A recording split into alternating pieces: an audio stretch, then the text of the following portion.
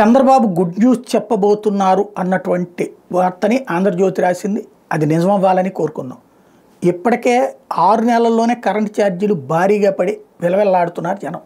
Clear కనబడుతుంది. పైన 700 ఉంటుంది, కింద 950 ఉంటుంది, లేకపోతే 1100 ఉంటుంది. ఈ 300 400 అప్పట్లో దానికి ఛార్జెస్కి సంబంధించినవి అని రాస్తుంటారు.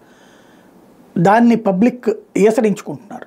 ఇప్పుడు ఇంకా 14,000 కోట్ల రూపాయలు 1400 కోట్ల రూపాయలు అట్లా వేయబోతున్నారు అన్నటువంటి ప్రచారం సందర్భంలో భారాన్ని భరించడానికి ప్రభుత్వం సిద్ధంగా ఉంది, సబ్సిడీని వేయట్లేదు అని చెప్తున్నారు. అంటే కరెంటు ఛార్జీలు పెరగవు అన్నటువంటిది. క్రిందటి నెల పెరిగినాయి, ఈ నెలలో వరకు కూడా కనబడుతోంది. ఆ భారమే అల్లాడుతున్నారు. ఇప్పుడు అది పెరగవు అని చెప్తున్నారు. అది జరిగితే ఖచ్చితంగా ప్రభుత్వానికి మంచి అంశం, అలాగే ప్రజలు కూడా సంతోషంగా ఫీల్ అవుతారు. అది మాత్రం గుడ్ న్యూస్ అవుతుంది. కరెంటు బిల్లులు అలా పెరగకుండా చూసుకోవాల్సిన అవసరం అయితే ఉంది.